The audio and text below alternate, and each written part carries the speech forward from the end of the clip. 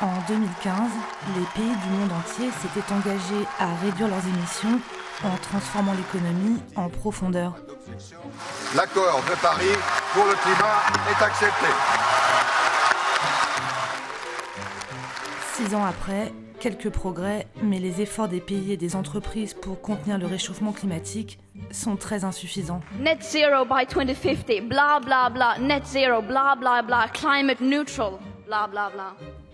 Et il n'y a pas que Greta pour le dire. Voici la carte des États engagés à limiter le réchauffement à 1,5 degré d'ici la fin du siècle. Résultat, sur une trentaine de pays évalués, seule la Gambie respecte ses engagements. La France a même été condamnée par la justice en octobre dernier pour ne pas avoir respecté le plafond d'émissions qu'elle s'était elle-même fixé.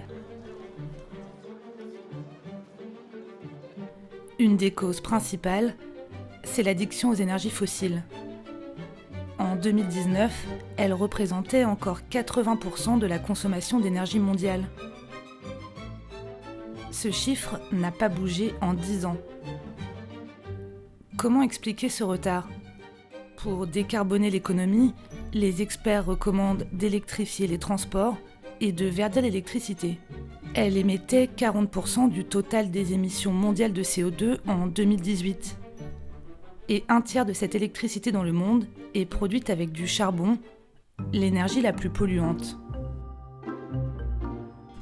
Éteindre ces centrales est donc une priorité. Mais comment s'y prendre ?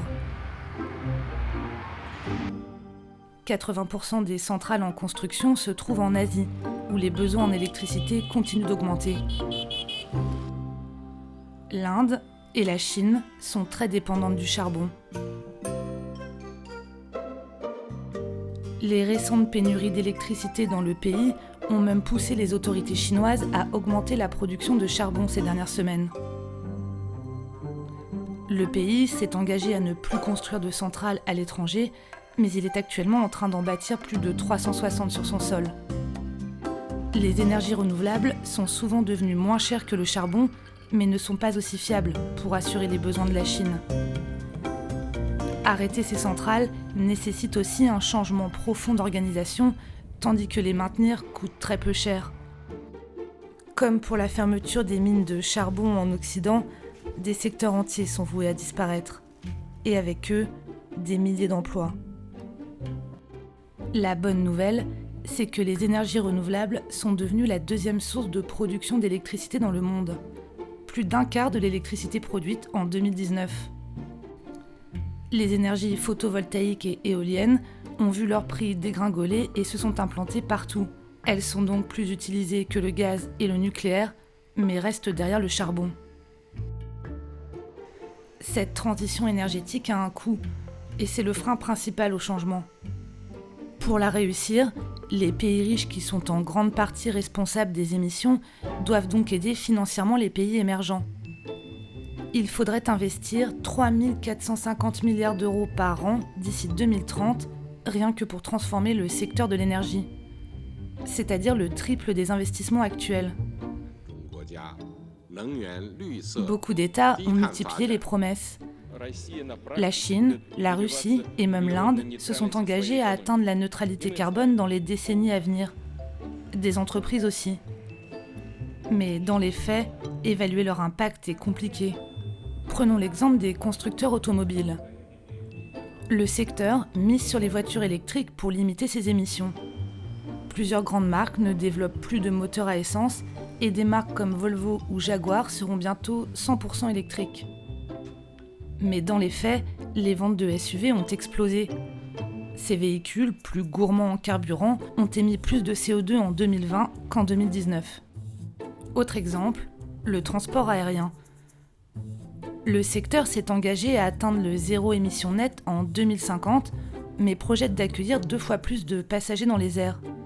La solution, des carburants durables, composés de biomasse et d'huile usagée. Mais ces agrocarburants sont 4 fois plus chers que le kérosène et ne sont pas produits en quantité suffisante.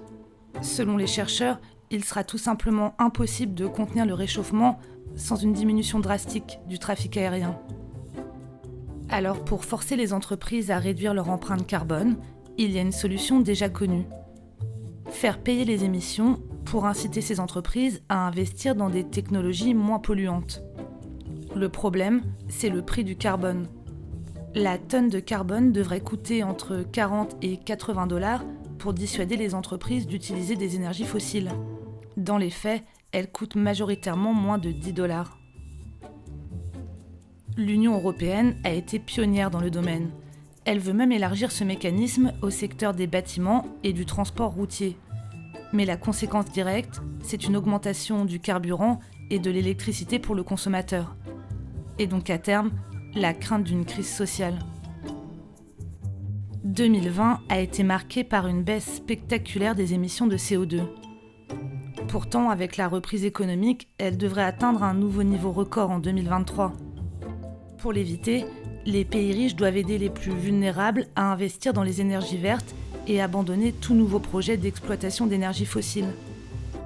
Autre chantier, faire évoluer nos modèles de croissance économique et économiser l'énergie. Car réussir la transition impliquera aussi des modes de vie plus circulaires et plus sobres.